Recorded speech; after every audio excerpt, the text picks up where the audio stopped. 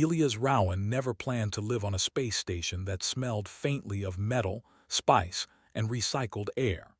He had imagined grand exploration ships, maybe a frontier world with twin suns, or at least something that did not hum constantly.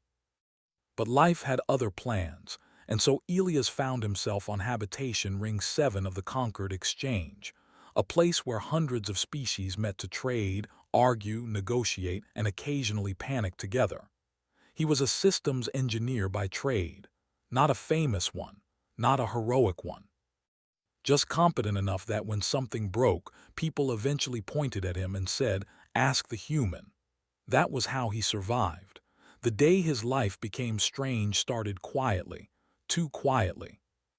Elias was halfway through his morning nutrient drink when his wrist terminal chimed. A contract notification blinked on the screen. He almost ignored it. Most contracts at this hour were either dull cleaning requests or political nonsense that ended with someone yelling in 6 languages. But this one was marked unclaimed. High refusal rate. Elias frowned. That was new. He opened it. The contract was for a domestic assistance unit. Not a machine, but a person. An alien exchange worker assigned to assist with daily household tasks. The pay was generous. The duration flexible. The notes section was long and full of warnings. Previous applicants withdrew after initial interview. Cultural complications reported. Observer classification unclear. Elias leaned back in his chair and sighed. He should have declined. He knew that. Every sensible instinct told him to decline. Instead, he tapped accept. An hour later, there was a soft chime at his door. Elias opened it and immediately realized why the contract had gone unclaimed.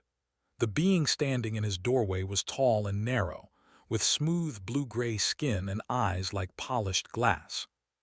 Thin silver markings ran along her arms in careful lines that shifted slightly as she moved. She wore a simple service uniform, perfectly pressed, and held a small data pad close to her chest. She bowed in a way that was almost human, but not quite. "I am Kathari," she said. Her voice was calm, clear, and precise. "I have been assigned to assist you in domestic efficiency and routine maintenance." Elias blinked once, then twice. Hi," he said. "I'm Elias. You can come in." Kathari stepped inside and immediately stopped moving. Her head turned slowly as her eyes tracked every object in the room, the table, the tools stacked near the wall, the half-disassembled power regulator Elias had been meaning to fix for weeks. She stared and stared. Elias cleared his throat. "You okay?" "Yes," Kathari said. "I am observing." "That's fine," Elias said. "You can put your stuff down." "I have no personal items," she replied. "May I continue to observe?" Elias shrugged. "Sure." That was the first time she asked to peek. At first, Elias thought it was just professional curiosity. Plenty of species liked to watch how humans lived. Humans were messy, informal, and strange compared to most galactic cultures. Elias was used to it, but Kathari did not watch like others did. She did not glance and move on. She focused. When Elias prepared his next drink, she stood silently behind him, eyes tracking every motion. When he adjusted the climate panel manually instead of using the station's recommended interface, she leaned forward slightly, as if afraid to miss something. When Elias finally noticed, he turned around. "You don't have to stand there the whole time." "I was instructed to assist," Kathari said, "but I find your actions informative." "Informative how?" She paused. That pause was careful, measured.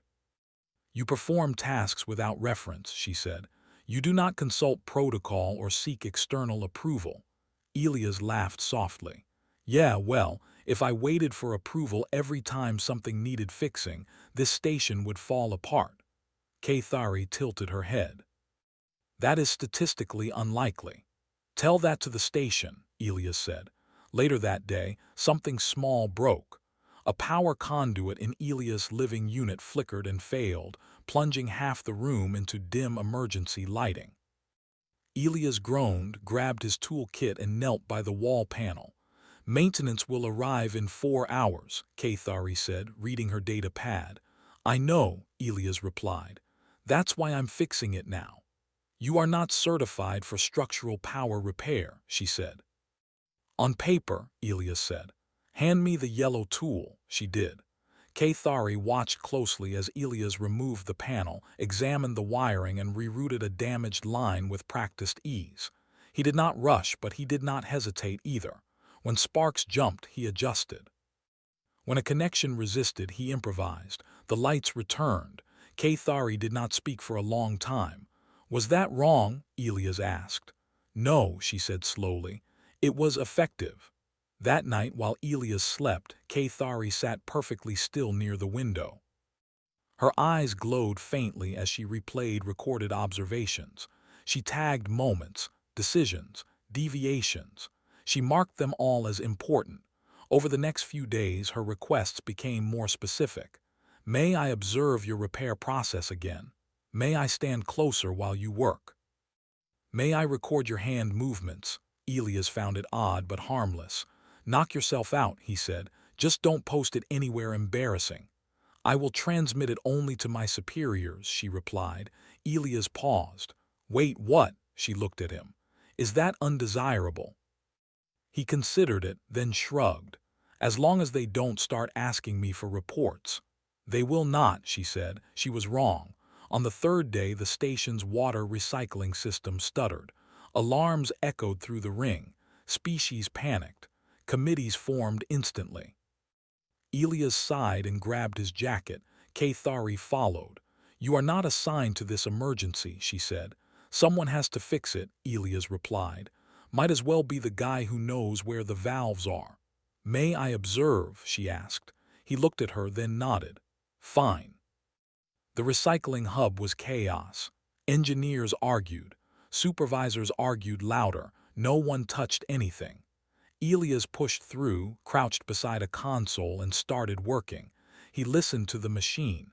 He felt the vibration through the floor. He shut down one system without asking permission and rerouted flow manually. Gasps echoed behind him. The water stabilized. Silence followed. Kathari stood very still. Her eyes were wide. Later, in private, she bowed deeply. You saved thousands from dehydration risk, she said. Yeah, Elias replied. It was a loose regulator. In my culture, Kathari said, such action would require authorization from 12 officials. Elias laughed. In my culture, we call that a delay. She studied him for a long moment. May I continue to peek? She asked. Elias smiled, unaware that across the stars, a new report category had just been created. Human, under observation. And Kathari was watching very, very closely. Elias did not notice the change right away. At first, it was small things. Kathari began waking earlier than usual, already standing near the kitchenette when Elias stumbled out of his sleep pod. She would be perfectly still, hands folded, eyes focused on him like he was a rare experiment that might vanish if she blinked. Morning, Elias said one day, rubbing his eyes. Good morning, she replied. You slept for 6 hours and 42 minutes. That is below optimal human rest standards. Elias yawned. Tell that to my job. She tilted her head. I am attempting to understand why you continue to function effectively despite repeated suboptimal conditions. Practice, Elias said, pouring his drink. She watched closely, very closely. The station noticed, too. Maintenance requests that once took hours to reach Elias now found him within minutes. A supervisor would glance at a broken system, sigh, and quietly say, Get the human. Elias pretended not to hear the tone shift. He just fixed things. Kathari followed him everywhere, recording silently. She no longer asked permission every time. Elias had told her once casually, If you want to watch, just watch. She took that statement very seriously. When Elias repaired a gravity fluctuation in a storage bay using scrap parts and intuition, Kathari sent the recording immediately. When he bypassed a faulty alien interface and spoke directly to a machine using manual inputs, she slowed the footage, analyzing his expressions. Her superiors responded, at first with confusion, then concern, then interest. Kathari began receiving questions, detailed ones. Does the human exhibit stress markers? Does the human request assistance? Does the human hesitate? Each time her answer was the same. No. One evening, Elias returned to his quarters and found Kathari standing by the wall, staring at nothing. Her posture was tense, not her usual calm. "You okay?" he asked. "Yes," she said, then paused. "I am processing feedback." "From your people?" "Yes." He raised an eyebrow. "That sounds serious." "They are confused by you," she said honestly. Elias chuckled. "That makes two of us." She turned to face him fully. "They do not understand how you operate without structure, without hierarchy, without permission." Elias shrugged. "Things break. You fix them, that's the structure." "That is not how the galaxy functions," she said. "Well," Elias replied, "maybe that's why it keeps breaking."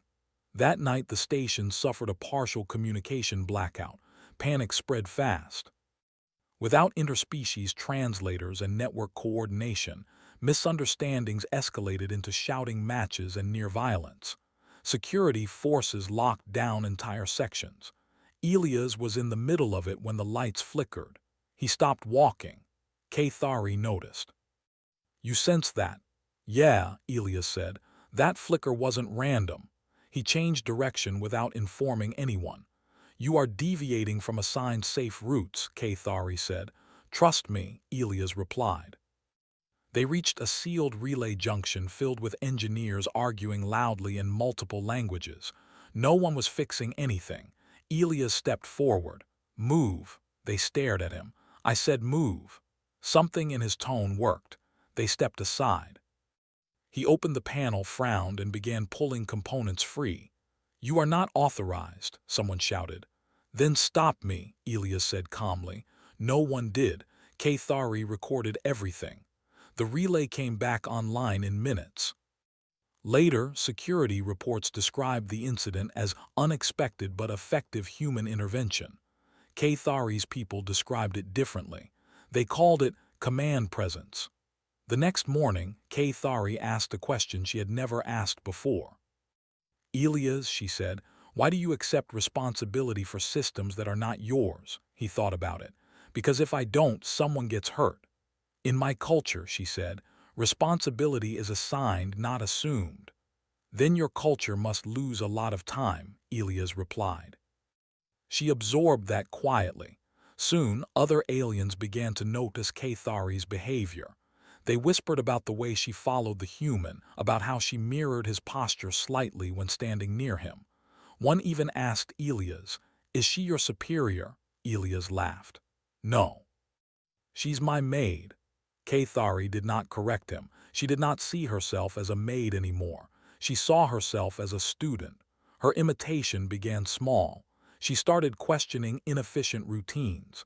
She bypassed approval chains when tasks were simple. She made decisions. This caused problems. A station administrator confronted her. "You acted without authorization." "The human does so regularly," Kathari replied. "That does not make it acceptable," the administrator snapped.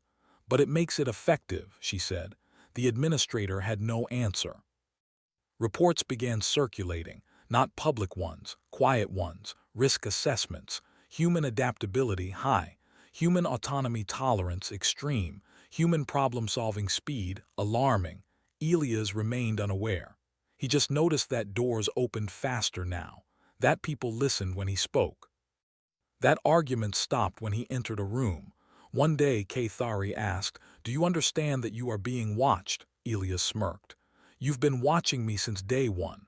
"Not just me," she said. He paused. "Define watched." She hesitated, then answered honestly. "You are now considered a behavioral reference." Elias stared at her. "That sounds bad." "It is significant," she said. Later that week, a species delegation requested permission to observe Elias at work. Elias nearly choked on his drink. "They want to what?" "They wish to learn how humans decide under uncertainty," Kathari explained.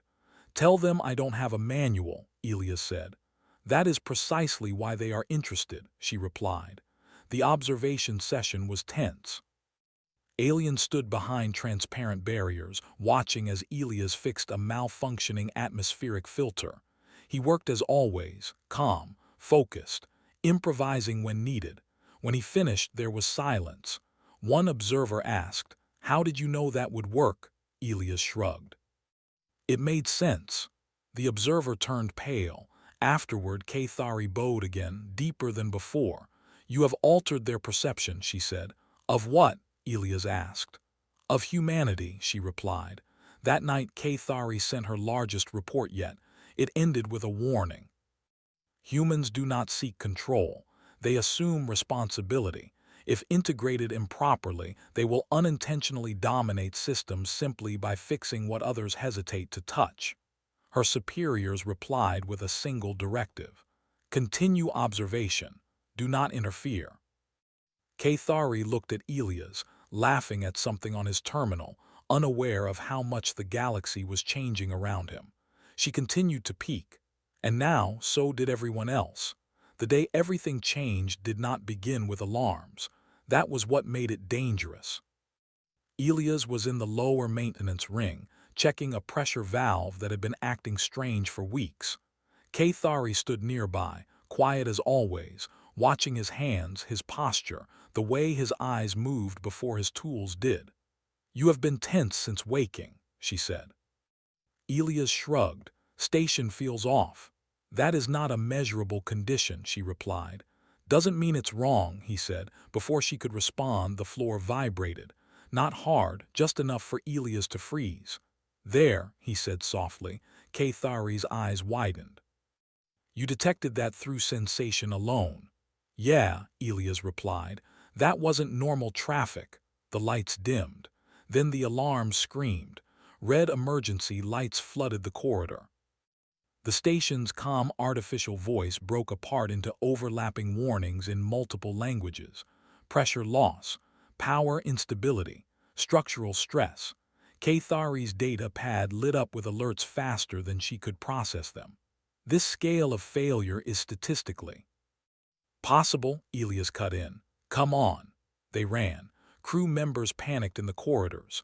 Species with no concept of running flailed and collided. Security tried to form lines but lost control almost immediately. Elias did not slow down. He reached a central junction and skidded to a stop, placing his palm against the wall. "This section is wrong," he said. "You cannot know that," Kathari replied. "I do," he said. The hum changed. He ripped open a panel. Inside, the power distribution lines were overheating. Not from overload, from misalignment. Someone had rerouted energy incorrectly. "This wasn't an accident," Elias muttered. Kathari stared. "Sabotage. Or incompetence," Elias said. "Sometimes those look the same." He began working fast, too fast for permission. Station command broadcast orders. Evacuate. Seal sections. Wait for authorization. Elias ignored all of it. He rerouted power manually, burning his glove in the process. Sparks flew. The lights flickered, then stabilized, but only partially. "That bought us time," Elias said. "Not enough." Hari's data pad beeped sharply. "Multiple systems are failing simultaneously. Life support is prioritizing non-human sectors." Elias looked up sharply. "Say that again." "Your species' habitation zones are listed as secondary," she said. Elias clenched his jaw. "Of course they are." He stood, wiping his hands on his jacket. "Where's the core?" "You are not cleared to." "I don't care," Elias said. "Show me." She hesitated for exactly 1 second. Then she led him. The core chamber was chaos. Engineers shouted. Officials argued. Automated systems locked and unlocked doors without pattern. No one was in charge. Elias walked into the middle of it and raised his voice. Everyone shut up. Silence fell. Not because of authority, because of certainty. Elias pointed. "You, stop feeding power into that line. You'll melt the stabilizers." He turned. "You three, manual override on coolant flow, now," someone protested. "You can't issue orders," Elias snapped. "Then stop me." No one did. Kathari recorded everything, hands trembling slightly. The station shook again, harder this time. Structural integrity dropped. A massive display lit up with failure predictions. Red numbers climbed. "We're going to lose the ring," someone whispered. Elias stared at the data. "Not if we cheat." "Cheat," Kathari echoed. He grinned grimly. "Human trick." He climbed onto the core platform and began disconnecting safety limits. "You will overload the system," an official cried. "Only for a few seconds," Elias replied. "Long enough." "Long enough for what?" "For physics to catch up," he said. Kathari realized what he was doing. "You are forcing balance by temporary instability," she said slowly. "That is forbidden." "So is dying," Elias replied. He slammed the final switch. The station screamed. Energy surged. Lights went out completely. For 3 seconds there was nothing. Then power returned. Stable. Balanced, alive, people stared. Elias exhaled and sat down hard. "Okay, now I need a drink." The station survived. Official reports described the event as unorthodox emergency response. Unofficial reports were far more worried. Kathari's species received the footage in full. They watched Elias override safeguards without hesitation. They watched him issue commands without rank. They watched him risk everything on instinct. Their conclusion was immediate. Humans were not reckless. They were decisive. And that made them dangerous. Kathari was summoned. Not physically, virtually. A council of her people appeared before her, faces serious. "You violated protocol," one said. "Yes," Kathari replied. "You enabled unauthorized action," another said. "Yes." "Do you understand the risk?" "Yes." "Would you do it again?" She paused. Then answered honestly. "Yes." There was silence. Then the highest authority spoke. "Your observations are no longer passive. You are now a cultural interface." Kathari's eyes widened. "I am unprepared." "You are the most prepared," the authority replied. "You have seen how humans act when systems fail." The connection ended. Kathari turned to Elias, who was laughing weakly with a group of exhausted engineers. "You are now classified," she said. Elias groaned. "I hate that word." "Your species is under strategic review," she continued. "That sounds worse." "It is," she said softly. Over the next days, changes spread. Human zones were upgraded. Humans were quietly added to emergency councils. Their opinions were requested, then followed. Elias noticed. "People are listening to me too much," he told Kathari. "That is the consequence of competence," she replied. "I just fix stuff," he said. "That is how it begins," she said. One night, as the station finally rested, Kathari asked a question that had been forming for a long time. "Elias," she said, "do humans know how powerful they appear?" He thought about it. "No," he said. "We're just trying to get through the day." She looked at him with something close to awe. "That may be the most concerning trait of all," she said. Far away, new doctrines were being written, new classifications added. One line appeared in multiple databases across the galaxy. "Humans do not restrict, do not corner. If they act, follow." And Elias Rowan slept through it all, unaware that by choosing to act when others froze, he had permanently shifted how the galaxy viewed his kind. Kathari continued to watch. But now, she was no longer the only one. The station did not return to normal after the crisis. It pretended to at first. Lights stayed steady. Gravity held. The air flowed clean and quiet. But beneath that calm surface, something had shifted like a deep current changing direction. Elias felt it. He noticed it when he walked through the corridors and conversations stopped. When arguments ended the moment he appeared. When security officers nodded at him with respect instead of irritation. He did not like it. "This is getting weird," Elias muttered one morning as he adjusted a console panel that did not really need fixing. Kathari stood nearby as always, but now she was different too, more alert, more careful. She watched not only Elias but everyone else watching him. "You are now considered a stabilizing variable," she said. Elias sighed. That sounds like a polite way of saying problem. It is a respectful way, she replied.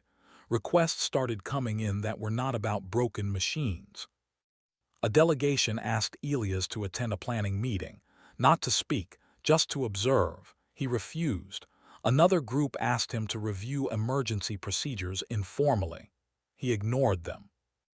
Then the station council asked him to sit in during a resource dispute between two species who had been arguing for decades. That one he accepted. The room was tense. Translators buzzed softly as representatives argued in circles. Rules were quoted.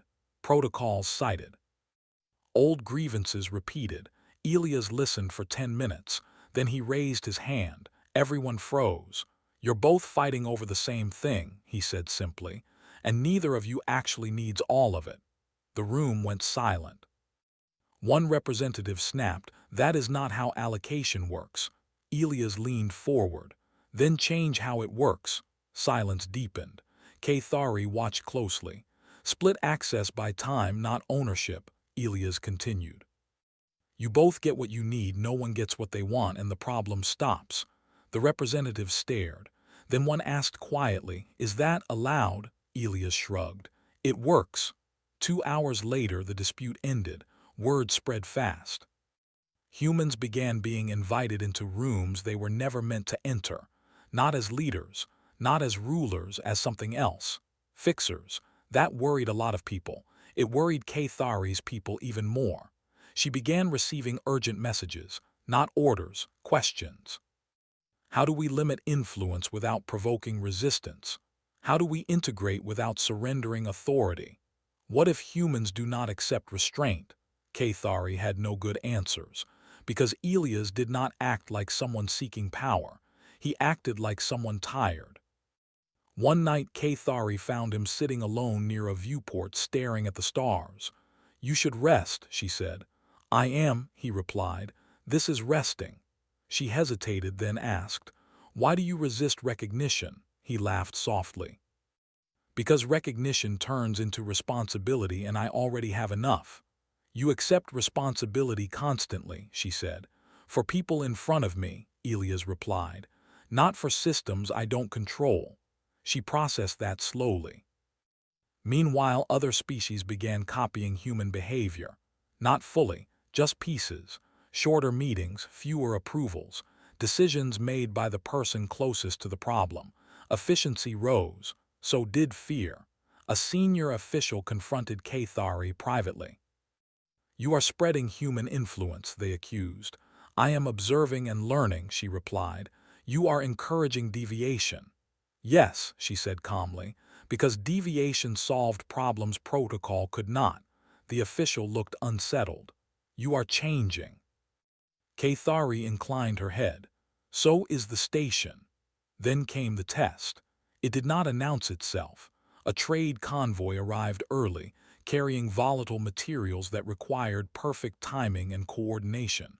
A scheduling error overlapped unloading with a station maintenance cycle. Protocols demanded a full halt. Halting would cost millions and end careers. Continuing risked catastrophe. Committees froze. Elias was asked for his opinion. He rubbed his face. "You want honesty?" "Yes," they said eagerly. "Your schedule is wrong," he said. "Your maintenance plan is wrong and your fear is making it worse." They stared. "Unload in stages," Elias continued. "Use human crews for manual handling. We'll adapt if something goes wrong." "That is unsafe," someone said. "So is doing nothing," Elias replied. The council hesitated. Then quietly they agreed. The operation succeeded perfectly. No incidents, no losses. After that, there was no going back. Kathari realized something important. Humans were not taking over. Others were handing control to them.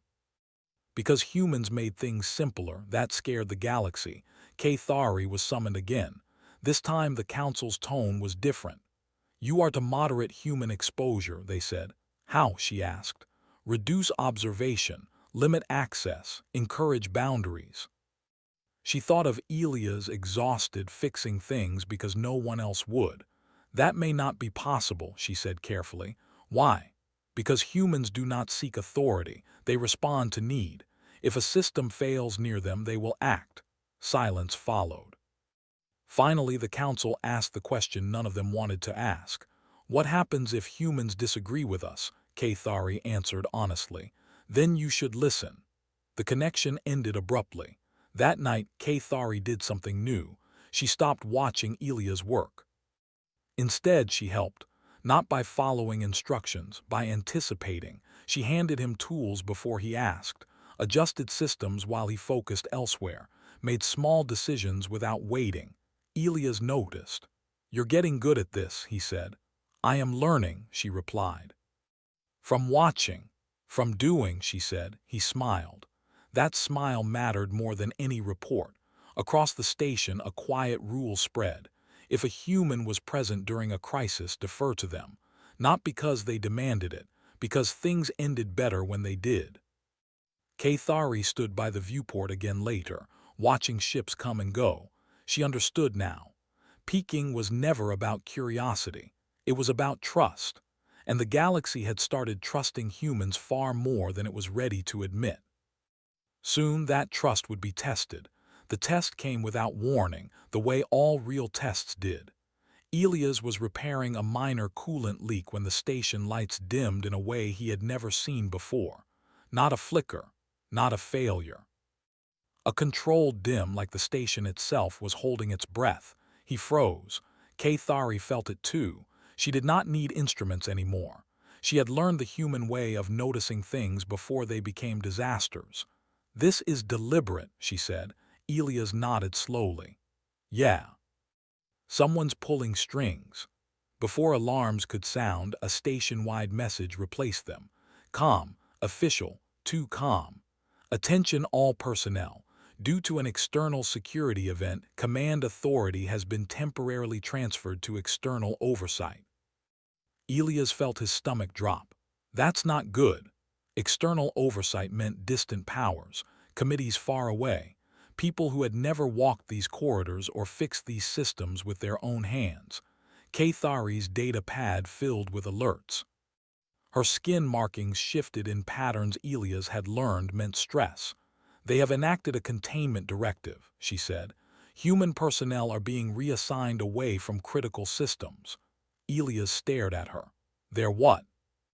"As of this moment," she continued, "humans are restricted to non-essential roles." Silence hung between them. Then Elias laughed, not loudly, not happily, just once. "Well," he said, "that's going to break a lot of things." It did. Within an hour, small problems became large ones. Systems slowed, decisions stalled, approval chains tangled. Machines waited for commands that never came. Species argued. Nothing moved. Kathari watched the data with growing concern. "Efficiency is dropping across all sectors." "Yeah," Elias said, "because you just told the people who fix things to stop fixing things." Security arrived soon after, polite, firm. "Elias Rowan," the officer said, "you are to return to your quarters until further notice." Elias looked around at the failing systems, at the crew struggling to keep up. "Something's going to fail," he said calmly. "That is being handled," the officer replied. Elias met his eyes. "By who?" The officer hesitated. That hesitation was everything. Kathari stepped forward. "If he complies, life support failure probability rises by 17%. "That is not your concern," the officer snapped. "It is," she said. "I am assigned to him." The officer looked uncomfortable but repeated the order. Elias sighed. "Okay, I'll go." He turned to Kathari. "Don't worry, they'll call us back." "When?" she asked. "When things stop working," he said. It took less than 3 hours. The call came quietly, not officially. A message routed through maintenance, requesting human assistance. Urgent. Elias smiled faintly. "Told you." But the restrictions did not lift. Instead, something worse happened. A deep space vessel arrived without clearance. Ancient, massive. Its signals were outdated but powerful. The station systems did not know how to talk to it. The vessel did not wait. It began pulling energy from the station. Emergency alarms finally screamed. Power dropped fast, gravity fluctuated. Entire sections went dark. The external oversight issued orders. None of them worked. Kathari looked at Elia's, fear clear in her eyes. This will cascade. The station cannot survive both internal restrictions and external drain. Elia stood up. Then we stop waiting. You are still restricted, she said. Then this is going to be very unofficial, he replied. They moved. Not loudly, not heroically, quietly. Human crew members noticed and followed without being asked. Engineers, technicians, ordinary people who knew where things were and how to use them. They did not announce leadership. They just acted. Elias reached the core again. It was worse this time. Power instability spiked as the unknown vessel drained energy. We can't outmuscle it, someone said. Elias nodded. So we confuse it. He studied the data, patterns, old code structures. This ship expects rigid systems, he said, predictable responses.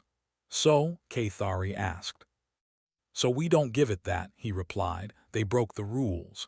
They rerouted power in irregular cycles, changed frequencies mid-flow, introduced randomness that made no sense on paper but worked in practice. The alien vessel faltered. Its systems tried to adjust. They couldn't. The drain weakened, then stopped. The vessel disengaged and jumped away without another signal. Silence followed, then cheers, then fear. External oversight demanded explanations. Elias did not give one. He sat on the floor, exhausted. Kathari stood beside him, shaking slightly. You defied authority, she said. Elias looked up. I fixed the problem. Yes, she said softly, you always do. This time the response from the galaxy was different. There were no threats, no sanctions, just silence. Then a message. Containment directive lifted. Humans were restored to their roles. No explanation given. Kathari received her final communication from her people. You were correct, the council said. Humans cannot be constrained without damage. What is your directive? She asked. Remain with the human, they replied. Not as an observer. As what? She asked. There was a pause. As a representative. Kathari turned to Elias, who was standing by the viewport again, staring at the stars like nothing had changed. It seems, she said, I am no longer your maid. He smiled. You were never really that. What am I now? She asked. He thought for a moment. A friend, she considered that, then nodded. I accept. Life on the station slowly returned to a new kind of normal. Humans were no longer ignored. They were not rulers. They were something stranger, trusted. When things went wrong, people did not ask who was in charge. They asked where the human was. Elias never asked for it. He just kept fixing things. And Kathari kept watching, not to learn anymore, but to remember. Because one day, the galaxy would forget. And someone would need to remind them why humans were never meant to be kept out of the room when things started to break.